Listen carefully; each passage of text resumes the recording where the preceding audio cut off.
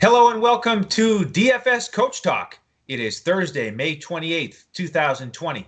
I am Andrew Hanson, joined once again by Shane Caldwell as we continue our 32-day virtual tour around the NFL from a DFS perspective. It's day 29 as we transition to the AFC East and the New York Jets. And Shane, we got to get right to the highlight of the offseason for the New York Jets. And believe it or not, it was their performance last night in the DraftKings simulation game. They went up against the Baltimore Ravens, who I mentioned yesterday on the show was your Super Bowl pick for 2020. We broke down that team and the magic of Lamar Jackson. And when these two teams played in the regular season last year, Baltimore beat the Jets 42-21. But last night in that simulation game, somehow the Jets beat the Ravens 27-6. They just absolutely stomped them. So, I mean, tell everybody how excited Adam Gase has to be about that performance and what can he take away from it? Yeah, I think Simulation Baltimore overlooked this team a little bit, and then they didn't take into account these offseason changes we're going to talk about today that's going to improve this team. So it's the Jets, especially the simulation Jets, things are looking up for them. But I think the real life Jets are looking good as well. And we love playing the sim games. We've been playing them during this kind of off-season mode here where there's really no sports, and they've been really exciting to play on FanDuel and DraftKings. We've had a lot of fun competition there. But yeah, some of these results are kind of head scratchers and they're kind of hilarious. But that is part of the simulation games. But yeah, we'll see if the simulation games are right, that they are. The Jets are an improved team. But yeah, that was pretty impressive that they blew out the Ravens. The simulation guys don't like the Ravens, I guess. Yeah, just funny how that worked. I guess, the simulation, when the computer plays the Ravens, they haven't had enough reps with Lamar Jackson. They're sort of stuck in year one with Harbaugh and Jackson. They just didn't quite click there at the end of year one. They certainly clicked last year. Computer's just behind a little bit. But I guess the computer, what it did pick up was the Jets defense last year, which, despite their sub 500 record, was very strong against the run. And I guess that's how they bottled up Lamar Jackson and forced two fumbles for a guy that was, touchdown to turnover ratio last year. He was 4-1, but the Jets just squashed him last night, kept him out of the end zone, forced those two fumbles, and showed off their strength on the defensive side. So, like you mentioned, we've had some fun with the simulations. It's nice because really it's free money. These contests that are being run. So we have had some fun with our members, and we are open for new members. We just launched in early 2020 here at DFS Coach Talk. So if you want to learn more about our crew, head to DFSCoachTalk.com, and you can pick up one of our memberships. We cover the NFL, NBA, and Major League Baseball. We also provide free lineup advice to our members right now in the KBO, the Korea Baseball Organization. So we'd love to have you come and join us. And as I mentioned, we are wrapping up our 32-day coverage of the NFL from a DFS perspective, and we're transitioning to the AFC East. So we're going to start to break down the Jets as we transition into the real-life 2020 season. And Shane, I know you're impressed with their changes at the top in terms of the general manager and his influence on the direction of the Jets. Yeah, so surprise move right before the season started last year. They fired their GM and they hired Joe Douglas as their new GM. And this was kind of a long time coming to get a new GM in there. And this was his first offseason he had in terms of his free agency and draft and everything. And I think Joe Douglas did an excellent job. And Joe Douglas has a lot of experience in a lot of good people he worked with. He was in Baltimore for 14 years and worked under Ozzie Newsome in Baltimore, who was one of the best GMs in the league. So he learned from the best, and I think that's really paying off now for the Jets. That again, I think that to build a successful team, you have to kind of be able to have a good GM who can accentuate the strengths of the team and build around guys like Sam Darnold and Le'Veon Bell. And I think he's done an excellent job of improving their weaknesses and allowing this team to compete. And I'm going to go ahead right at the top of the right at the top of this podcast about the Jets here, I'm going to make a bold statement. Okay. This is a bold statement. I'm not going to go all the way out here, but I'm going to say that the Jets have a chance to compete as a dark horse to win the AFC East. And that's a pretty bold statement. I'm not going to quite go out there on the limb and say 100%, because I do still like the Bills and the Patriots, but I think that they are in competition to win this division or get a wild card spot if everything goes the way I'm seeing it here. And so we'll talk about why I think that and how this affects DFS here as we get into the numbers here. Excellent. Well, I love the bold predictions. You bring them often. So let's start to break it down. Let's start on the offensive side here. And we've got Adam Gase in year 2 with his offensive coordinator, Dow Loggins. We know that Gase is really the mastermind of this offense. He built his resume in Denver back in 13 and 14 with Peyton Manning. They went to the Super Bowl in 2013. So he's had some real success. Sort of been about 500 as a head coach. Dow Loggins, on the other hand, he hasn't been as successful on his own. He's sort of bounced around. He's been an offensive coordinator for 4 years on 3 different teams. And his teams have never finished in the top half of the league in scoring. And they've only been in the top half of the league in yards once. So, my faith really in terms of potential is with Adam Gase. But it just did not work at all last year offensively. This team was dead last in yardage. And it was consistent across the board. They were 29th in passing yardage, 31st in rushing yardage, and once again, dead last in yards per carry at 3.3. It was just an absolute mess on the offensive line. They allowed 52 sacks, which was 29th. And so it was just a long season, and the defense is the only thing that kept them in ball games and allowed them to win 7 games. But Shane, this has been a major offseason for the Jets, and starting with that offensive line, I mean, we may see as many as 4 or 5 different starters on this offensive line this year. Yeah, I'm excited about the offensive line. That's one of the things Joe Douglas did. So he went out there in free agency and rebuilt this offensive line and also the draft. He got starting offensive right tackle George Fant from the Seahawks. He got starting center Connor McGovern from the Broncos, and he was a top-rated center. Okay, and then he also got as a guard Greg Van Roten, who I believe played with Carolina, also a solid guy. So he built up the depth of this offensive line, and he improved the starting line. And then we're going to talk about Mekhi Becton, who they drafted as the starting franchise left tackle, and this guy's obviously a beast. So we'll definitely talk about him.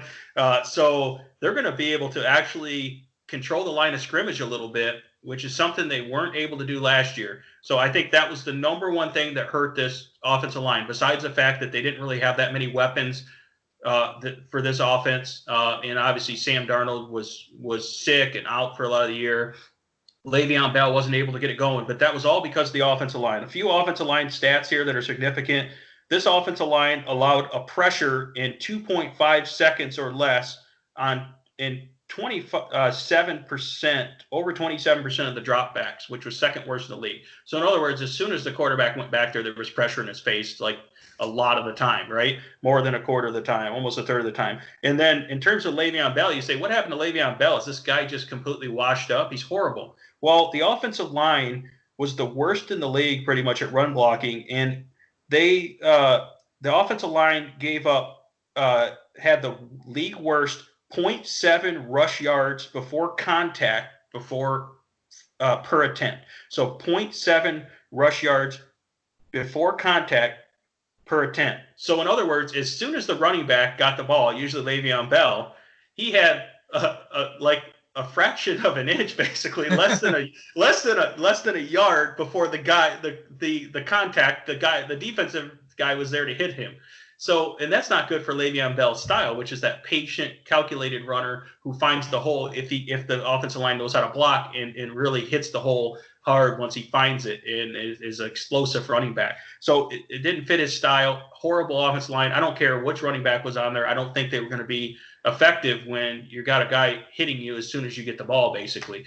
So You improve the offensive line, everything improves, and we'll talk about the depth at wide receiver. Big upgrade there, upgrade in tight ends, upgrade everywhere. If you get Sam Darnold the entire year healthy, the offense is going to be upgrades across the board, which is why I'm predicting the Jets to have a much better season. So that's kind of the offensive breakdown there.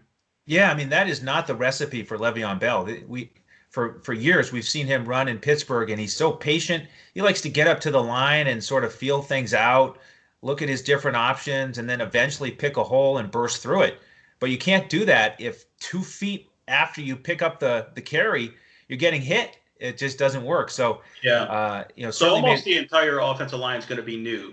So you can't really look at the stats from last year because it's at least 4 out of the 5, if not 5 out of the 5 positions are going to be brand new at the offensive line position this year. Yeah, so everybody in the Jets building has to be excited about that. What a great investment in Mekhi Becton with that 11th pick in the first round. Hopefully that pays off for them. Now, on the defensive side, this is, again, the surprising thing is they were really stout against the run. Number 2 in the league, only 1,391 yards given up. And although they averaged 3.3 yards per carry on offense, which was dead last, they only allowed 3.3 yards per carry on defense, which was second best. So terrific run defense and an average passing defense. They were ranked 17th in yards allowed, 17th in touchdown passes allowed, 17th in turnovers forced at 21. They did not get to the quarterback defensively, only 25 sacks, which ranked 23rd. So what you have is a team that didn't get to the quarterback, but still managed to be solid against the pass, very stout against the run. And, we know that Greg Williams, their defensive coordinator, has had a lot of success as a defensive coordinator in the NFL. So what's your outlook for the defensive unit for 2020?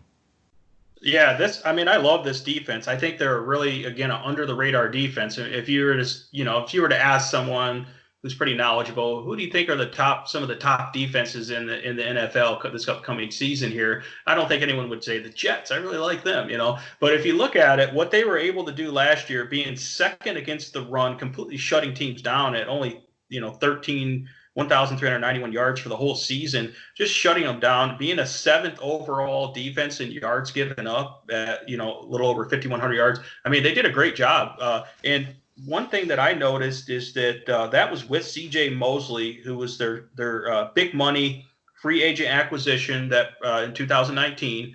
And he is inside linebacker, Pro Bowl caliber guy that they got from the Ravens. And he only played a few games. I think it was like 3 games in 2019. He had a core injury and he was out for the year. So if you bring him back at inside linebacker, kind of the quarterback of the defense with his experience and his toughness against the run and being able to get people in the right position, and then you combine that with, Greg Williams, a great defensive coordinator. I think that he will be able to scheme the pass rush a little bit more. So they're able to shut down the run and then get after the passer with this Greg Williams scheme where he can, Jamal Adams, blitzes a lot. So if they can keep Jamal Adams and sign him to a deal and keep him happy, he has a little bit of a contract dispute, but I think he'll be fine. And then I expect a huge leap from year 1 to 2 with Quinnen Williams, the defensive tackle. This guy is a superstar.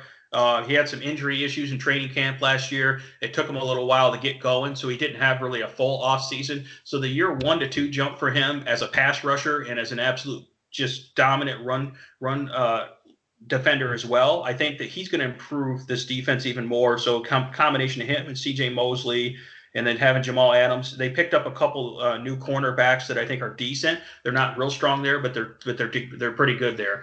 So I expect this defense to be dominant again, and probably even a little bit better than last year with C.J. Mosley. And I think it'll help if the offense can actually move the ball and keep the defense off the field, and keep them a little fresher too, because the defense did good considering the offense couldn't run the ball.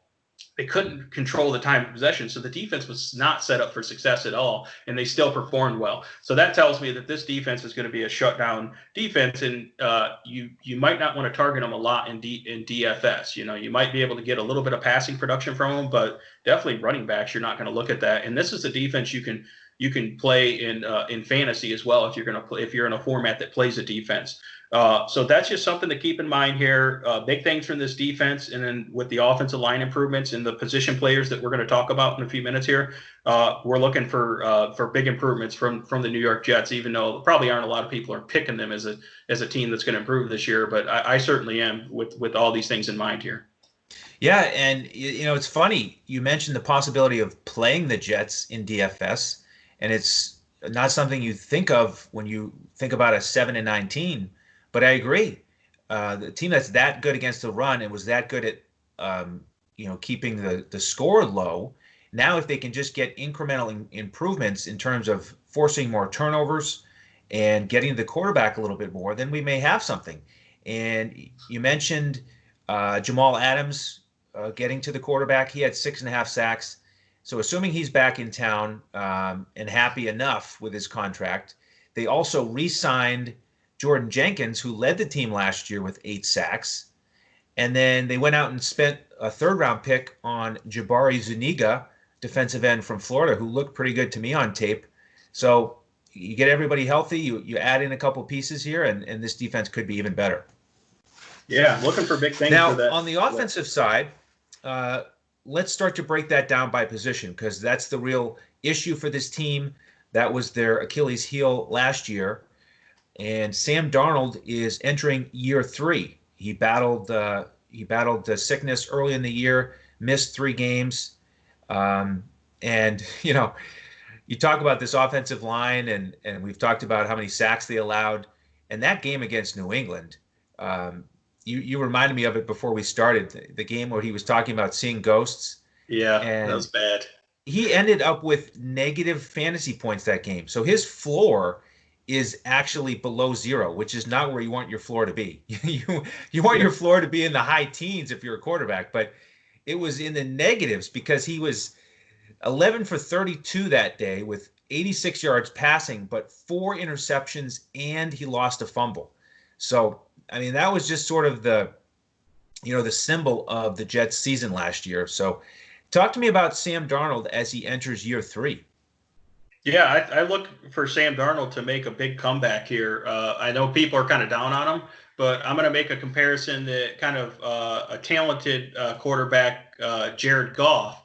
So I like to make that comparison because you remember early in his career, he was just absolutely atrocious, especially when he was with the Jeff Fisher offense before McVay got there. But my point was he looked like he was seeing ghosts as well, and he was really bad. And it was like, okay, this is a huge draft bust. Everyone was down on him. And then he went on with McVay with the right offense to have a couple of huge fantasy years and a Super Bowl run.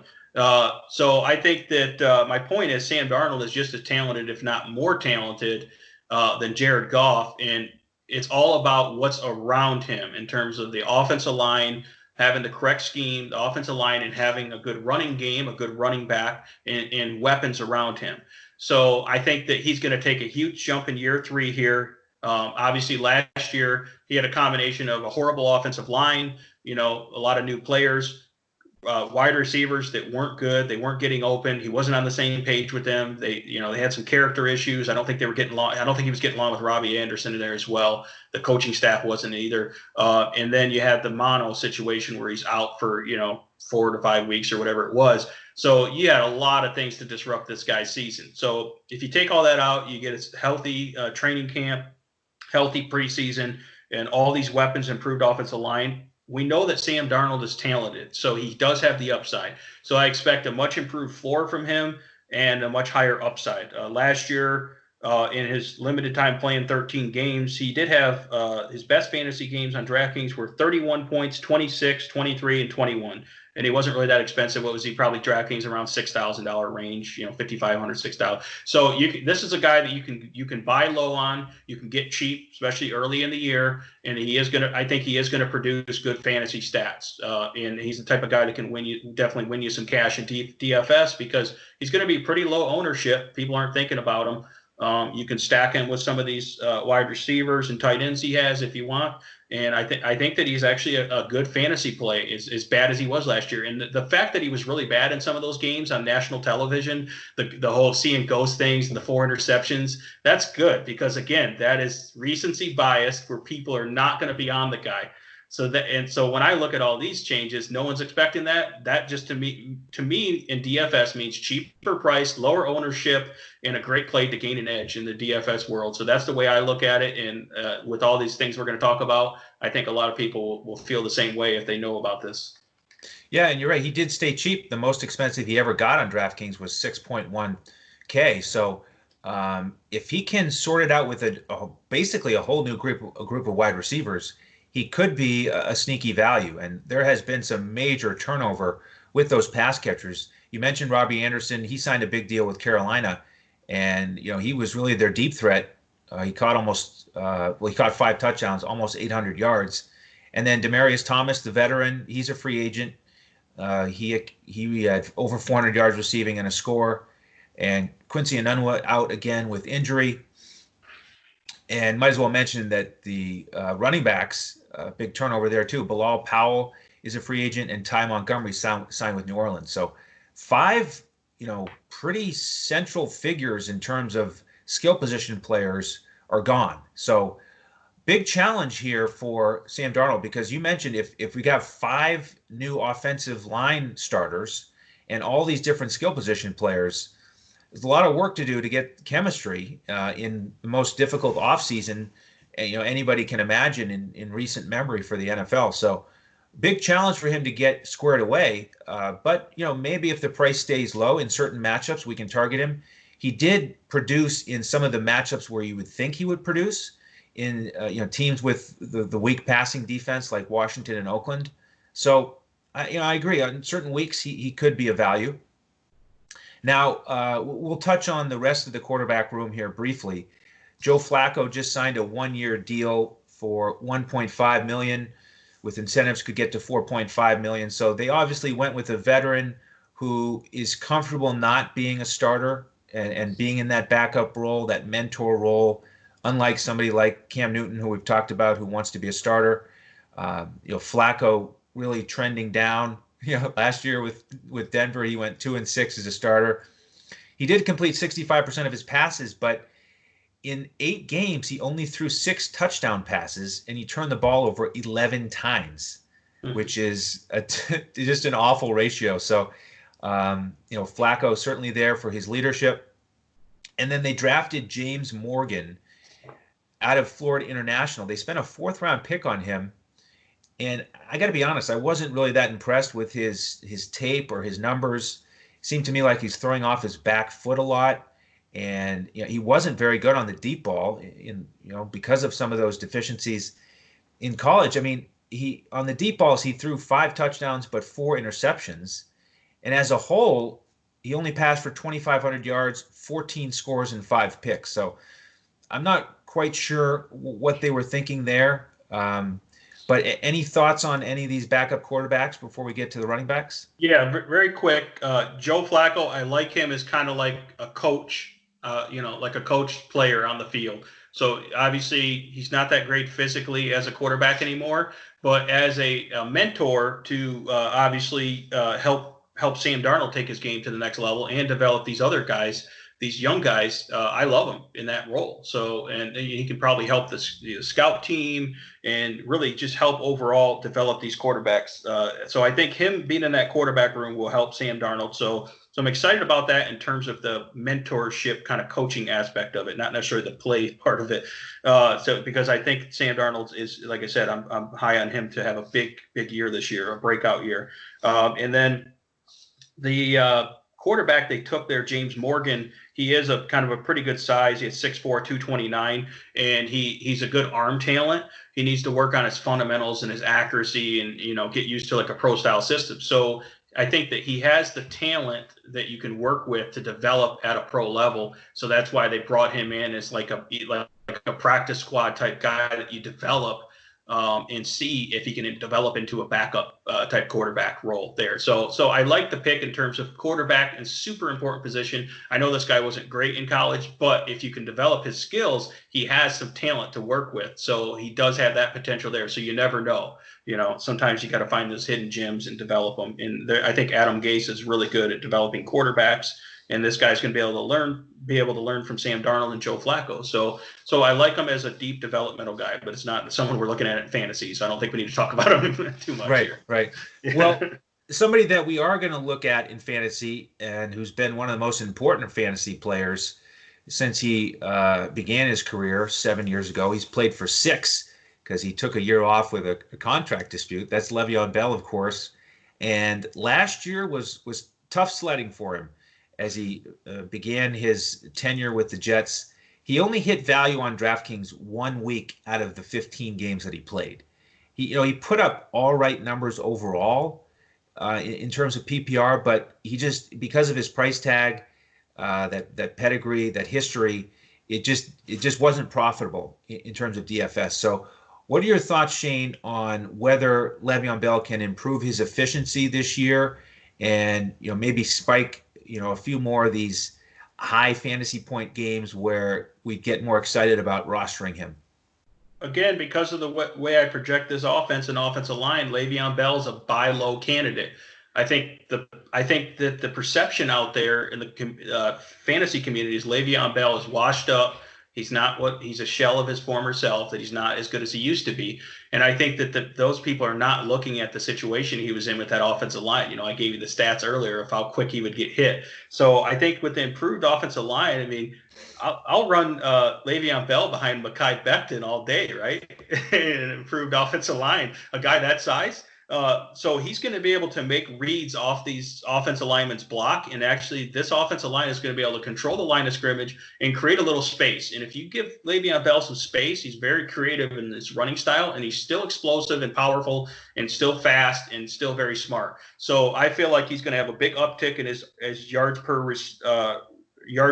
He was only 3.2 yards per rush last year, only 789 yards and 3 touchdowns in the running game. So obviously that was horrible. But he did improve. He did do well still in the passing game in a really bad offense, 66 catches. So that's huge in PPR right there, 461 receiving yards and 1 touchdown in the receiving game. So I'm expecting increase in a similar type rushing attempts, probably around 250 or possibly a little more.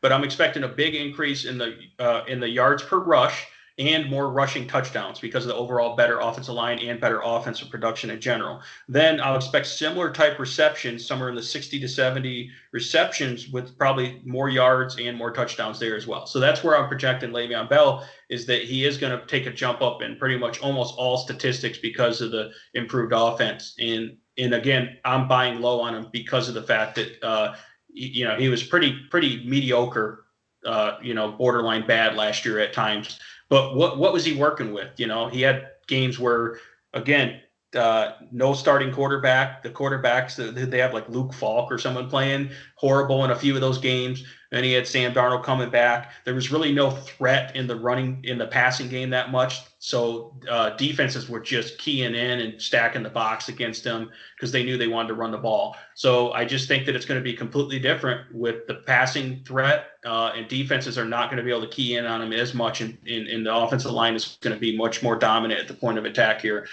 So I'm high on him despite his really poor year that he had. Yeah, I'm with you. I think he'll be more effective and more efficient both running the ball and catching the ball.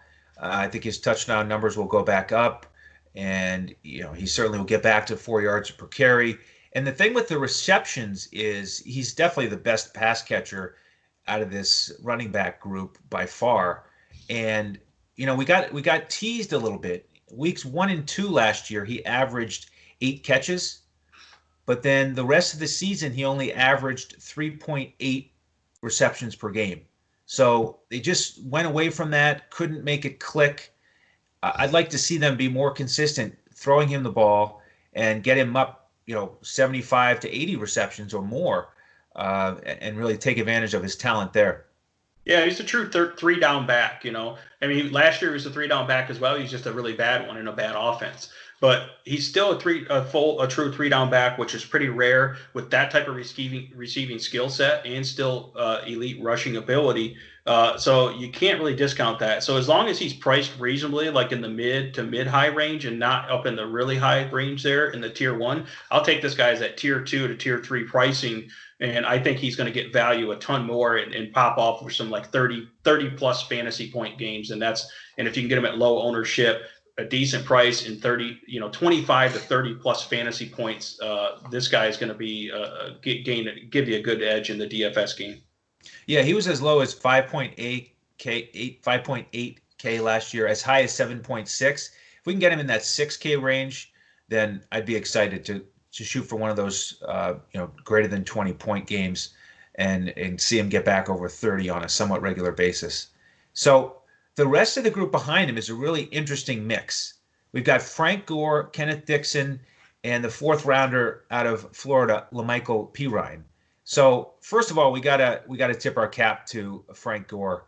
I mean, 37 years old, 15 years in the league, and he's still going strong. What do you see as Frank Gore's role here in 2020?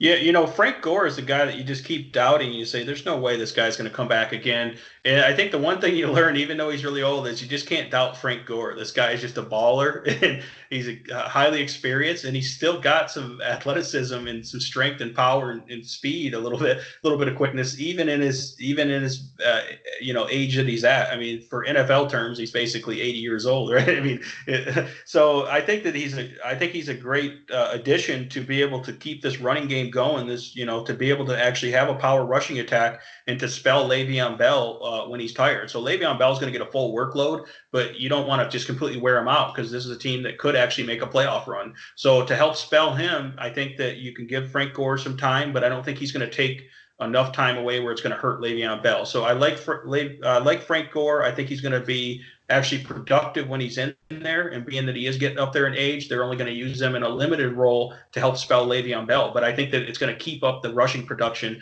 and he's going to be able to, pass protect and kind of teach all these young guys the ropes, in the running back room as well. So I think it's a great addition. I think it's hard to put the value on a guy like this that has that much experience in the league. So he should be a good influence on the running back room and have decent production, but it's not a guy that will probably target in fantasy. Now, if Le'Veon Bell goes out, then it is a guy that, especially like on FanDuel, Frank Gore's really good in terms of his rushing production and his red zone production. It's a guy, if Le'Veon Bell goes out, that you will be able to target Frank Gore at probably a pretty cheap price if there's an injury. Yeah, so for me, I do think he's more of a positive impact on the room in general, not somebody that will certainly not target in fantasy, because I think his ceiling has pretty much disappeared with that 80-ish like real football age, with all the mileage on that body, 15,000 yards and almost 80 touchdowns. He kind of saw it last year where he had some decent outings early, but then he sort of lost his steam. He didn't score or rush for 100 yards after week 4. I know that Singletary got a lot, bigger share of the snaps and the touches, but he was 3.6 yards per carry. Didn't do much in terms of receptions. He only caught 13 balls last year. So I agree. He's more of a just, basically be there to spell Le'Veon Bell, keep him fresh. And we won't target him in fantasy. But let's look at the next guy, Kenneth Dixon. Another interesting profile here, because he didn't get any snaps last year. Back in 2018 with Baltimore, he averaged 5.6 yards per carry. Scored twice, only caught 6 balls, but 2 years before that, he had 30 receptions. So do you think that he'll be, the leader in the clubhouse early in the season to be out there on third down, catching some passes when Le'Veon Bell wants a break? Yeah, I think Kenneth Dixon will be in the mix there. They got the rookie La'Mical Pirine that we'll talk about, but Kenneth Dixon, being that he's a veteran, he's going to know this offense a lot better on a shortened off season, so he can actually get some downs there as a change of pace back, especially if either Frank Gore or Le'Veon Bell goes down too. Kenneth Dixon can run the ball and catch passes out of the backfield. So it's a guy that you have to definitely keep on your radar and to see if he can get in the mix. But I don't expect him to get a whole lot of snaps. He's more of a contributor on special teams and that type of thing. So if he can be a core special teamer and, keep acclimating to the offense, he knows the offense pretty well, then he could actually get in the mix if there's an injury. But other than that, I don't think he's going to have much value, standalone value, if the top two guys are healthy here. Now, what about LaMichael Pirine, the fourth rounder out of Florida? This is a guy who, doesn't wow you with speed. He only ran a 4.62 and really didn't do that much in terms of volume running the ball. He only ran for 676 yards and 6 scores last year. He was good catching the ball. He caught 41 passes, and he only had 1 drop on 53 targets. So, what are the chances that early in the season Pirine's out there over Dixon catching some balls on third down? I think if Pirine can learn the offense and learn the pass protection, if they can trust him with the pass protection, he is a guy that can get in there and eventually try to take over this backup role, because he has the attributes to be a three down back. I think that he could rush the ball. Last year at college, he averaged over 5 yards per rush. He just didn't get a lot of volume in the rushing attack there. But to have 40 catches and 5 receiving touchdowns at the college level, where they don't really pass the running backs a lot, that's pretty impressive. So that shows he does have a great skill set, really good hands, and it could be able to run routes out of the backfield for a running back. So he does profile similar to the attributes of Le'Veon Bell in that matter. So I think that this guy is going to be in the mix there, that later in the year he could challenge for that backup role and start getting more and more shares. I think it's just going to take him longer to develop there. But yeah, he is a guy you have to keep an eye on, again, with injuries, and especially later in the year as he develops. I could see him getting in the mix and actually making a contribution, but it's pretty hard to project him for much production here, but it's a guy that you have to keep an eye on at least. Well, let's transition to the wide receiver group, and a guy that we have to keep our eye on there is Jamison Crowder. He's the veteran, the highly productive receiver who's coming back. We mentioned all these changes. Robbie Anderson gone, Demaryius Thomas gone, Quincy Enunwa injured. So here comes Jamison Crowder to lead this group. And before we get to the additions, here's the guy who played all 16 games, caught 78 passes for over 800 yards. He's that, slot receiver, PPR guy that we like on DraftKings. What are your thoughts on Crowder this year?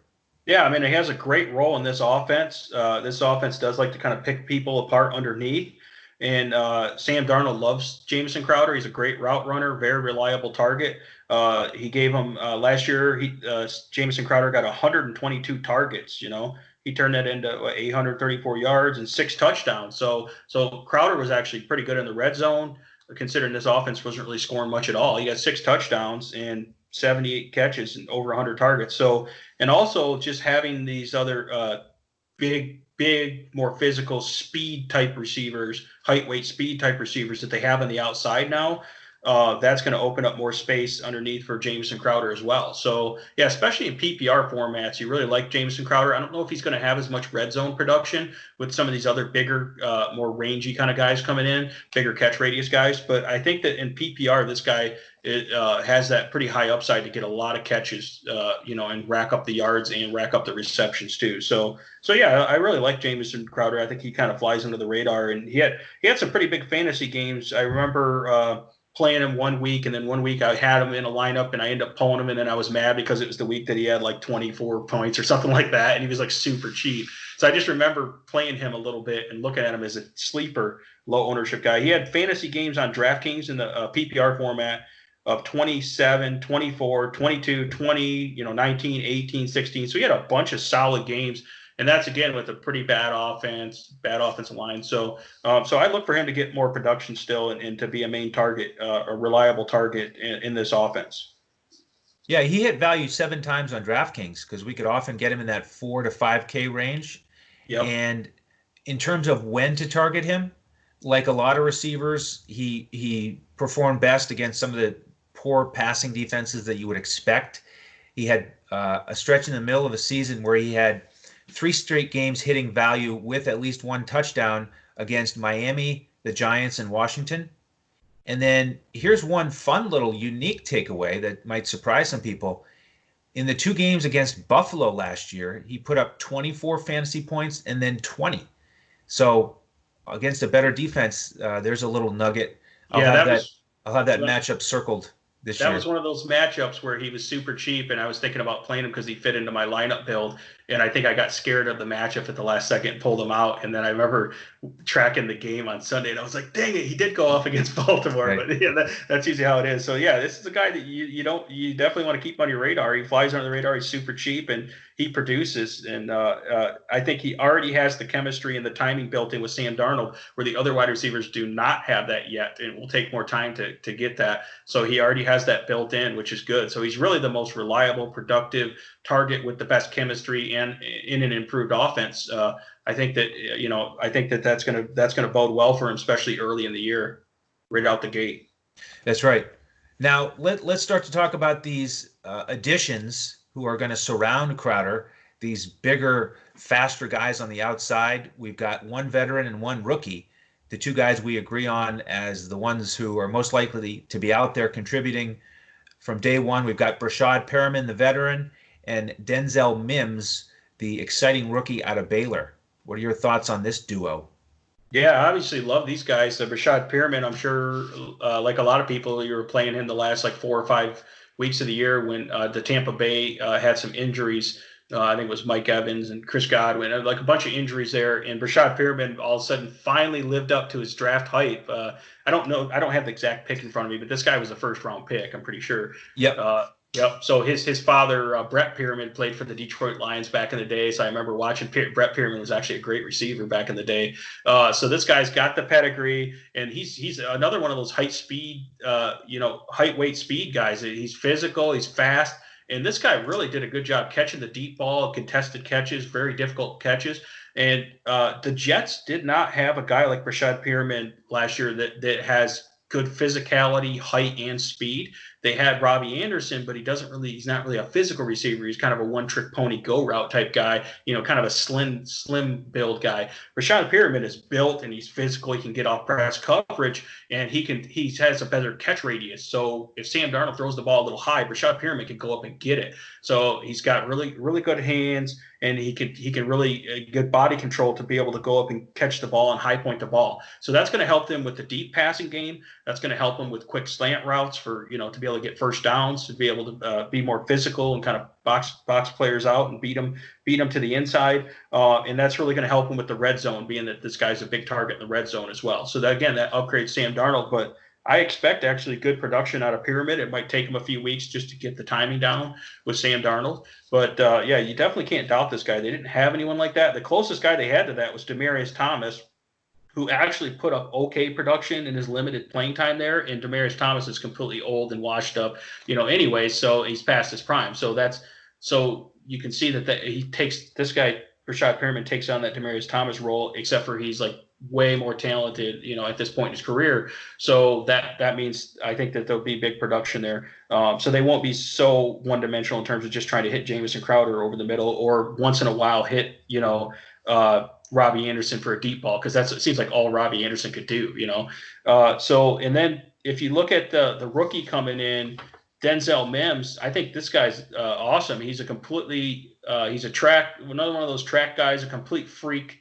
6'3", 207, 4.38 40 time, 38-inch and a half vertical. I talk about the RAS score. The RAS score, relative athletic score, is based on how good they are for that position compared to pretty much all the draft class going back for several years. And this guy, out of 10, was a 9.77. So he's almost a perfect relative athletic score for Denzel Mims here. Now, I think Denzel Mims, I was kind of confused of why he dropped so far in the draft, because he put up good production in 2019 at Baylor, 66 catches, over 1,000 yards, 15.5 average, and 12 touchdowns. In the 2 seasons before that, he had 8 touchdowns each season. So like 28 touchdowns or something like that for his career. So he put up production there. He was physically dominant, super fast. This guy.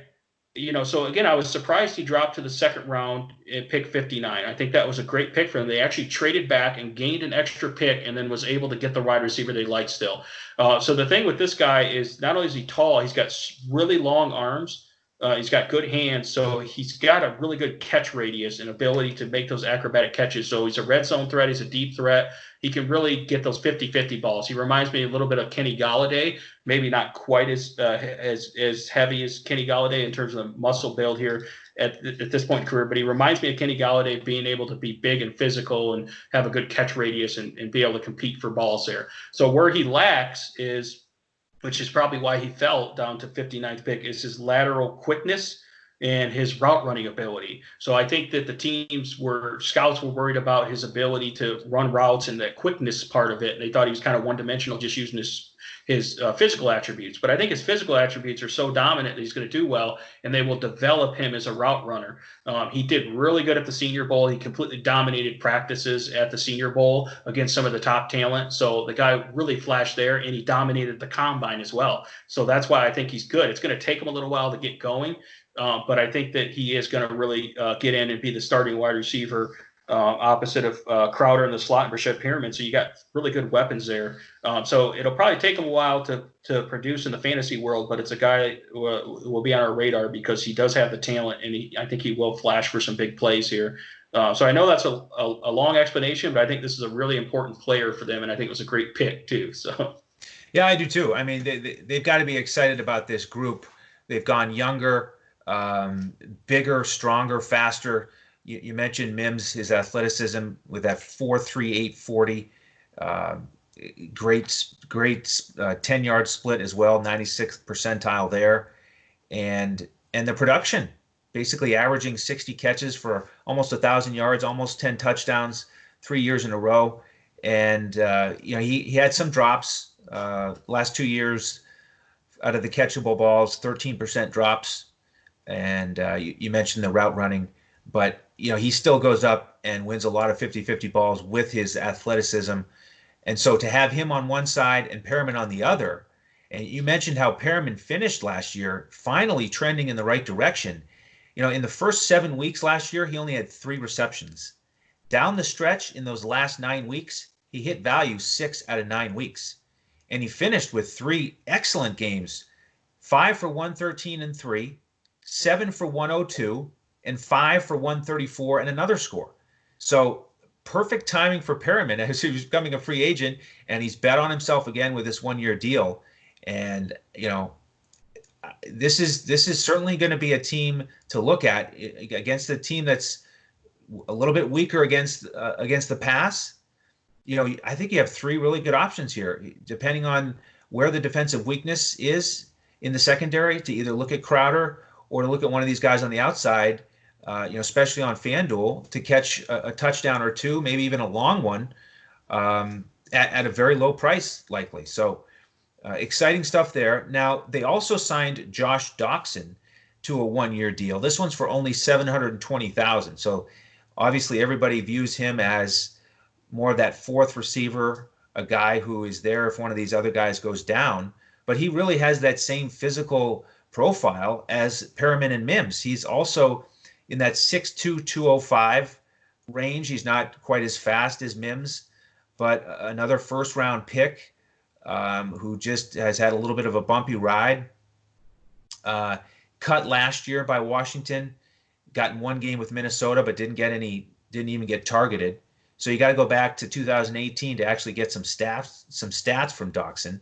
And he was all right then, 44 catches for over 500 yards and 2 scores. So again, I think it's a nice investment for less than $1 million as a guy who was a former first rounder, and he's got that size. And it's sort of he's going to fit that same little box for me. If one of those guys goes down and he's starting on the outside at near minimum price, he's a guy I would consider. Yeah, I think that if Josh Doctson can hang out with Rashad Perriman enough, maybe that first being able to shed the first-round bust label will shed off on him a little bit, rub off on him a little bit, which would be good. So Josh Doctson is a guy that his career is not over. He's a first-round bust. He's kind of floated around, but you never know. In the right system with the right coaching, I really like the coaching staff for these wide receivers to be able to continue to develop Rashad Perriman and develop Denzel Mims and guys like Josh Doctson deep in the depth chart. They have Sean Jefferson, who's a former, wide receiver who was really good as a wide receiver in the league, and he's a very good wide receiver coach. And then they also have a guy named Hines Ward on the coaching staff who helps coach the receivers, who's like an offensive assistant. Who's a legend in terms of being able to teach these guys fundamentals and techniques and how to play the wide receiver position. So with the great coaching staff, they can take these guys that are kind of raw athletic talents and develop their skills as a wide receiver and continue to get better and better. The same way Rashad Perriman finally broke out, these other guys can break out as well with their skill set. So things are looking up there. But yeah, Josh Doctson's a nice guy to have for depth to see if he still has something still something left in the tank. I think he still has the athleticism. It's just, he was in some pretty bad offenses when he was in Washington, Josh Doctson was. So it's really hard to blame him there. He had a lot of injury issues, and, I think they just, it just wasn't working out. But you never know. He might have a chance, especially if there's an injury here. He could come out of nowhere like Pyramid did last year. So it's a guy that you have to be aware of as well. So was there anyone else in the wide receivers that you want to talk about? No, I'll just mention Vincent Smith. With all those departures, he's the only other guy back who had more than 10 catches. He had 17 catches, 225 yards, didn't get in the end zone. He's another guy, speaking of the negative floor with Sam Darnold, he also showed a negative floor. There was a game against Washington where he fumbled a kick return and didn't catch any balls. So he ended up with -1 that week. So he did finish the season with 3 straight games of at least 3 receptions. So he has, a tiny bit of chemistry there with Darnold, but he's 5th on my depth chart. So I think we can transition to the tight ends. And this is an interesting little duo here of Herndon and Griffin, because Herndon had a rough season last year with injury and suspension. So Ryan Griffin stepped up and had over 30 catches. But, Herndon was Darnold's guy in 2018. So how do you see this shaking out in 2020? So both Adam Gase and the GM Joe Douglas are really big on Chris Herndon, and they view him as a franchise, top level type tight end. He had a really good rookie year, over 500 receiving yards, again, in a bad offense. That was Sam Darnold's first year. So he has rapport with Sam Darnold, and he profiles as a really good, big, athletic tight end, great route running, great hands. The problem last year is he got a DWI in the offseason. He was suspended the first 4 games. Then he got a couple bad injuries, which basically put him out the entire year. So this is another guy that's a buy low candidate, flying under the radar, that you can get for cheap, whether you're talking your season-long leagues or your daily fantasy. This guy should be pretty cheap based on the fact he didn't really play last year. And it's a guy a lot of people are forgetting about. Just to give you an idea where this guy was rated in last offseason, he was rated as a sleeper tight end, but he was on the top of the sleeper tight ends. So even with his 4-game suspension, most draft experts had him rated above guys like other sleepers like Darren Waller and Mark Andrews. Okay, so which is crazy because you've seen what those guys did. Now I had both of those guys on my teams. I knew about those guys, and I was looking at Chris Herndon, but I didn't like the suspension. My point was he was rated higher than those guys, so he did have the potential there. So if he gets a full season, full training camp, and stays healthy, this is a guy that's going to come out of nowhere as a tight end and can produce. I'm looking at like 600 to 700 receiving yards at least. And, I think that he could easily catch, 40 to 50 catches, and he's another red zone threat where he can get 5 or 6 touchdowns. So he could be a really solid tight end, being that he's going to be super cheap and under the radar. I like Chris Herndon, and again, that's going to help Sam Darnold even more, just having another weapon in the red zone, another weapon to pick up first downs, another guy in the middle of the field to cause mismatch issues there. And then they also have Ryan Griffin, who's pretty solid as a nice backup as well, who can block or run, catch the ball, who had a couple big games last year. So that's my take on the tight ends like Chris Herndon. What do you think about Chris Herndon? Yeah, I agree. Buy low candidate again. He had over 500 yards as a rookie. So you got to figure with health now after dealing with the hamstring and the ribs that he's going to be raring to go. And look for the right matchups. I agree. These guys will probably be priced much lower than some of the more productive tight ends, but both talented. Based on the matchup and the price, I'd consider them. Before we finish up, Shane, with one more look at the draft, let's just mention social media here for a second. Where can everybody find you? Yeah, I'm on Detroit Sports Shane. It's actually DET Sports Shane. So DET Sports Shane, and you can find me on Twitter and Instagram there. Excellent. And you can find me on Twitter at Language Olympic.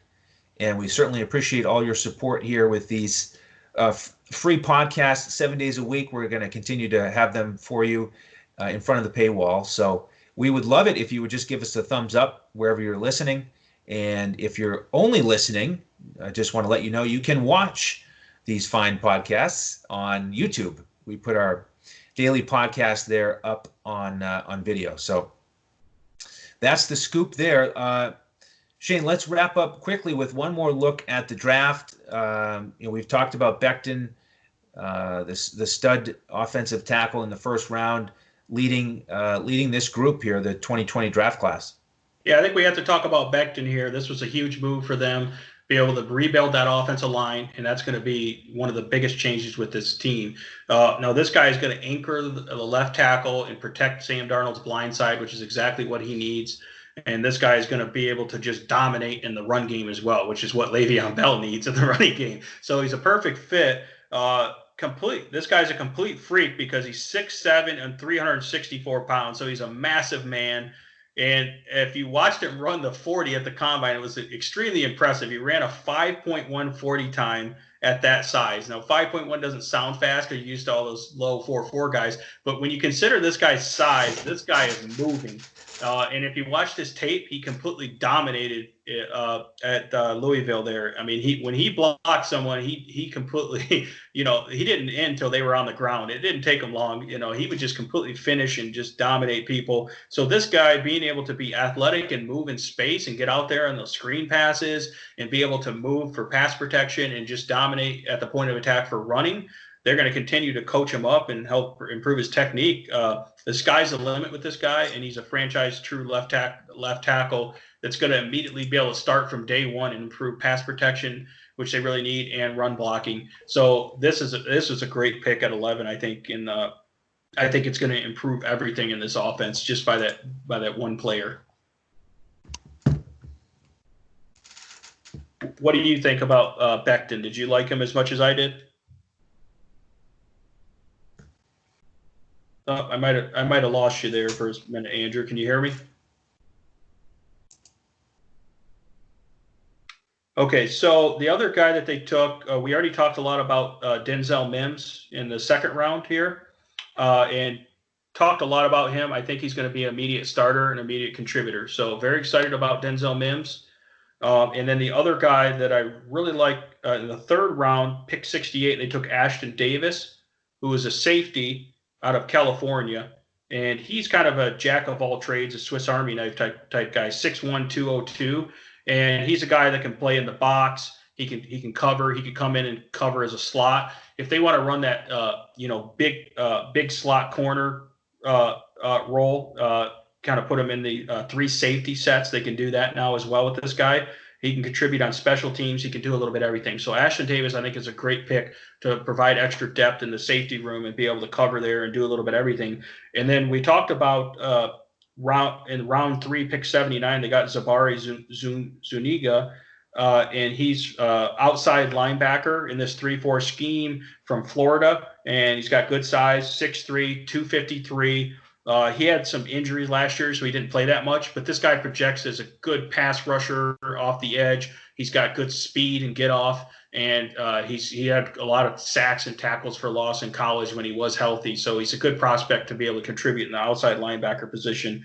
And then we talked about LaMichael P. Ryan from Florida, who's a developmental kind of running back who might be able to get in the mix, and he's a good pass receiving back, so he could get in the mix there as well. When we talked about the developmental quarterback, James Morgan, they took him. And they also took an offensive tackle at a UNC Charlotte in the 4th round, was Cameron Clark. And Cameron Clark is 6'5", 308, solid offensive tackle there. He wasn't as good with his footwork and athleticism at tackle, so I feel like they might want to move him inside to guard and compete for one of those starting guard positions, or at least provide good depth. And he's a guy that's versatile enough to be able to play tackle and guard. So that's why I think he was a high value pick at pick 4 there. And then they took Bryce Hall, a cornerback out of Virginia, who was injured, but also had a pretty good year, pretty good production there at Virginia. And then they took the top punter in the draft at Braden Mann, who's really not going to affect fantasy, but they did get a good punter there in the 6th round there. So I think that overall, Mekhi Becton and Denzel Mims, those guys, and then all these other guys are going to be able to compete for starting spots as well eventually. But Mekhi Becton, I think, was a great pick. Were you pretty high on Mekhi Becton as well, Andrew? Yeah, that was huge. I mean, like you said, he's going to anchor the left tackle position hopefully for more than a decade. And really, it's going to be fun to watch how much along with the new offensive line, but really how much of an impact he can have. And the trickle-down effect for both Darnold and Le'Veon Bell, I think, is going to be substantial. So great investment there. I do think the Jets are trending in the right direction. I want to hit on Zuniga one more time from Florida. I think he can really help. And again, take this defense to an even higher level with more sacks and big plays where we might get more value out of them from a DFS perspective. So great stuff there, Shane, breaking down the draft class. Great stuff on the Jets as always. And I'm going to have to sign off for the day because tomorrow it's going to be you and Santino. And I do hope everybody will tune in. Santino is a big Dolphins guy. So we're going to have to see just exactly if how he handles it, if he can handle himself with the excitement of Tua. But that'll be fun. A must watch for sure. I like Tua, but I might have to spoil Santino's Tua party tomorrow. Okay. So I think I have a feeling I might have a couple of varying opinions with him, but that'll be a good one. I do like the Dolphins, kind of an up and coming team as well. I don't think they're there yet, but they are kind of an exciting team. Well, this is where to find it. So thank you all for joining us today. On behalf of Shane Caldwell, I am Andrew Hanson, and be sure to tune in again tomorrow as Shane and Santino break down the Miami Dolphins right here on DFS Coach Talk.